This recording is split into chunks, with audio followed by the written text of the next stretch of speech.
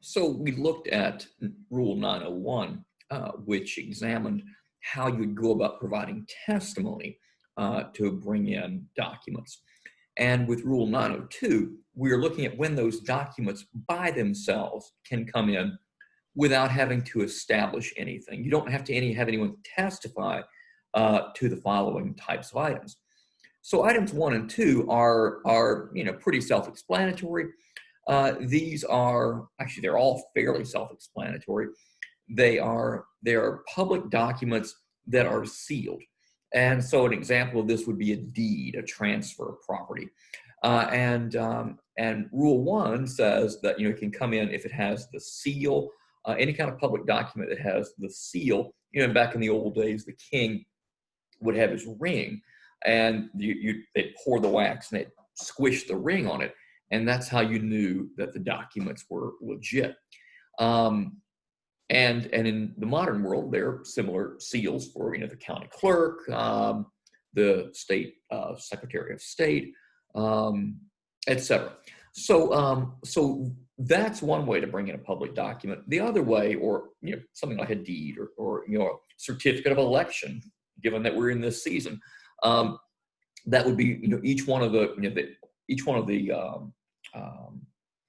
pronouncements of who gets various electoral votes will have a seal from the various state secretaries of state attached to it or crimped into the paper. And so that's one way of establishing the authenticity of a public document. Another way is without the seal, there can be a certificate of the person who has custody over it, or someone in the office that has custody over it. For foreign documents, you need a certification as well, and the person who signs this needs to be under penalty of perjury. There's a fairly complicated process of establishing that the person who signed those documents is actually in a position to do that for the country. And there's also kind of a safety valve that if that person cannot be authenticated in time and the opponent had an opportunity to go out and investigate whether there's a possibility that these documents are fraudulent, then the court can still, for good cause, go ahead and admit these documents if, for instance, it just becomes impossible to verify the authenticity of the person who is obtaining this. Public records are different than public documents. Public document would be like a certificate of election or a deed. Public records might be the minutes of the water board meeting, for instance. And so you wouldn't put a seal on that because you wouldn't seal every single page. Whereas with a public document, a certificate of election or a transfer of property, you could crimp that one page with the seal. But for public documents, like the water board meetings, you would just need a custodian who has, or someone who worked for the clerk's office, for instance. A custodian being, someone in the office or the actual head of the office to certify that this thing is for instance, the meeting minutes from the water board.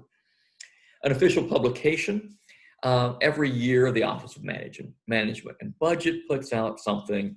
Every year, various government agencies, sometimes more than once a year, put out various official publications, and those come in without any further ado. They come in without having any testimony or without any kind of certification. Same thing for a newspaper. Your Honor, we offer into evidence the following copy of the New York Times from February the 3rd, 2015, and the paper would actually just come in on its own, so long as it's relevant, so long as it's not hearsay, so long as perhaps you're not offering it for the truth of the matter asserted. You have to have a legit reason for bringing it in, but you don't need to further authenticate a newspaper. A trade inscription, an inspection sticker, for instance, might be an example of this. Like when you buy an apple, there's always that sticker that says, this comes from Washington, and it's been duly inspected and taxed, or whatever the appropriate agricultural requirement is for bringing an apple outside of the state of Washington. I always thought they were there just to cover up the bad spots in the apple, and they do somehow manage to always, you know, put them on top of the bad spot in the apple. But anyway, that would not, if for some reason a trade inscription, like for instance, when something was brought into a state or a country that had been taxed, if there had been some kind of marking on the item or attached to the item, that would be self-authenticating. So would a notarized document. You don't have to do anything more than to bring in the notarized document. Commercial paper, checks. That's what we're talking about there, checks. And then regularly conducted activities, those are business records. And the way you do that is you can have the custodian of the records come in and talk about how, you know, these things are kept in the ordinary course of business, but you don't need to. And we mentioned that when we're talking about business records, you can simply have someone who has possession over these records write out a certificate describing what they are. Very similar process with electronic processes. So, you know, let's say that you wanted to know every person who had been overcharged for, say, a bank that had falsely created extra accounts for people. And so you wanted to say, you know, hey, I want a printout of every person who has more than 4 bank accounts. And so they run that record, and that's what you're offering into evidence. You would just simply need a certificate from the company that said this was a printout. We ran a search of all of our records for anyone who had more than 4 bank accounts, and this was the list that was produced, and it is attached. So that would be sufficient to bring in the documents that are generated by some sort of electronic process. So these are all pretty basic, pretty self-explanatory. But as with anything, as I say, always look up the rule and make sure you're satisfying the requirements of the rule, whether in real life or on my quiz or on the final exam.